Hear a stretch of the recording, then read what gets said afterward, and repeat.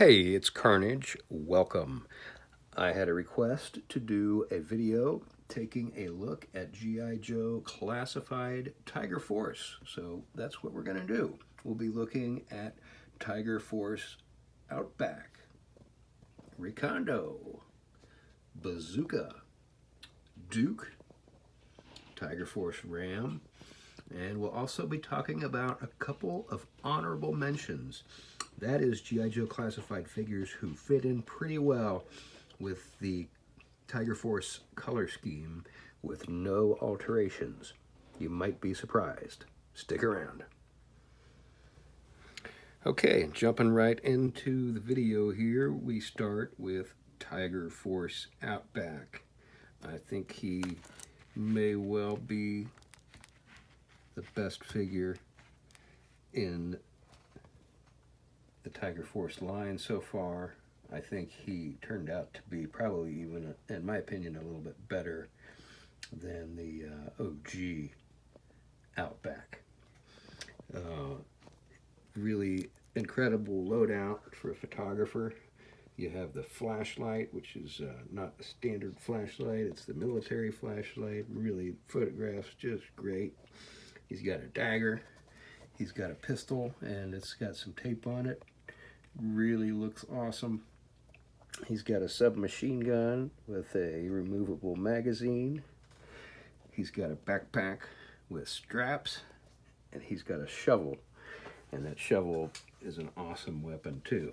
Really looks great in his hands as a tool or as a weapon. And one of the things, one of the differences between this and the Cobra Island video that I was thinking about is the fact that I've had those Cobra Island figures for a while now and had some time to make changes, where these guys, I haven't had them that long, though I have made one change, and we'll get to that here with the next figure. So this was Tiger Force Outback. All right, moving on, taking a look at Tiger Force, we have next in line Recondo, another one who I think turned out just freaking awesome. I'm of course excited to see how the OG Recondo looks in hand with a different paint job. One of the things that I really like about this guy is the removable hat, and the backpack has some different colors on it, as well as the duffel bag really photographs well. It's not too big and bulky as my complaint about some of the backpacks. The web gear really looks great on him. He's got the the pistol rather, on his chest, and I think that's just an awesome placement. Really looks good. The belt looks great. He's got that compass on there that really pops out. Moving on, he also has the machete. It's a little bit small for a machete, but it works just fine, and it's the size that it needs to be to accommodate the spot that it needs to accommodate on his leg. I've heard some folks complain that this rifle is too small, and I probably tend to agree with that complaint. I wish the rifle were a little bit bigger, but it doesn't really bother me that much.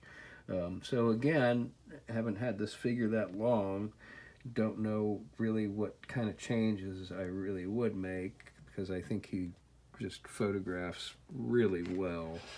There's really no problems with Recondo. He's a great looking figure, and wouldn't hesitate to add Tiger Force Recondo to your collection. All right, moving on with taking a look at the members of Tiger Force. We've got Bazooka, and he is a big dude, big meaty arms.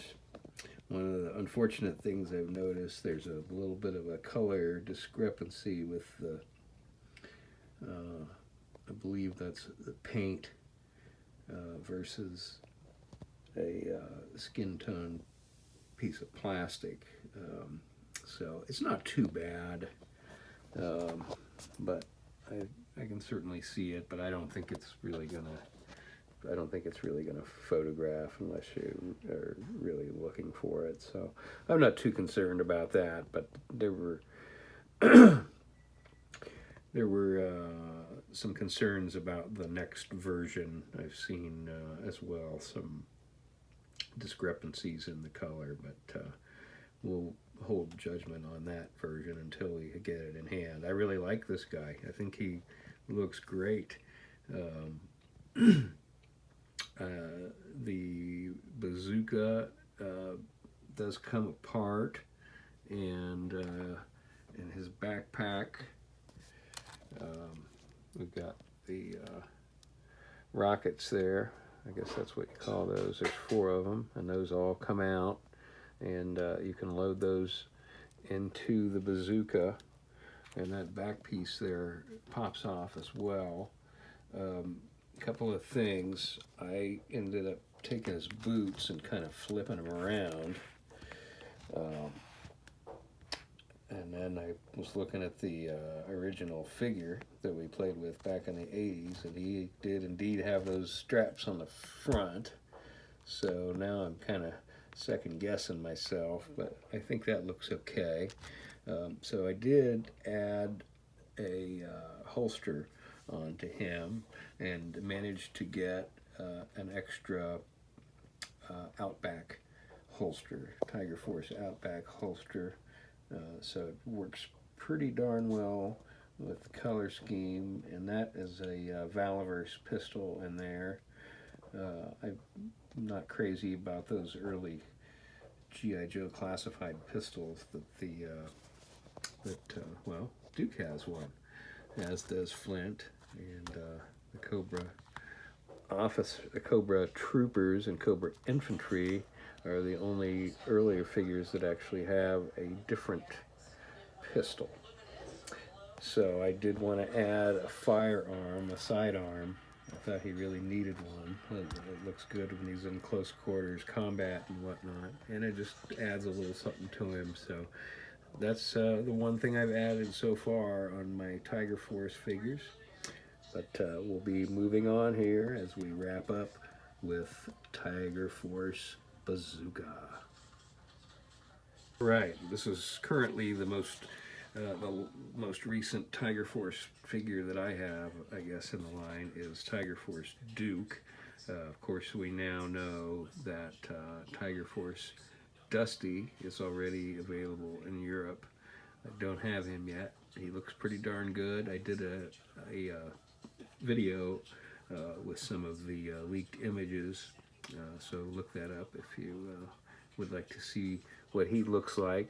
Anyway, moving on, we're talking about Tiger Force Duke, and he is a repaint. Those pants are interesting. I like the color of the shirt as well as the dress shirt underneath. I think it's a good look. I like what they did with the repaint of the head. This is the machine gun from Stalker, and I think it really works great on Duke. And Duke has the same pistol from the original version, same bandolier, same belt with the binoculars, and the same backpack. Too bad that shovel isn't removable as they did with Outback, but we've seen these figures improve a lot.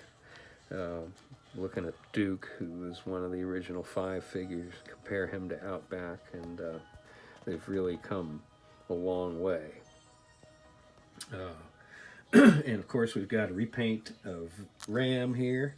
I would be remiss if I didn't talk about that. I really like this. I mean, obviously, it's a bright yellow and white motorcycle. It's not really going to have any camouflage value at all, but we're just talking G.I. Joe here, and I think it really looks great. I like the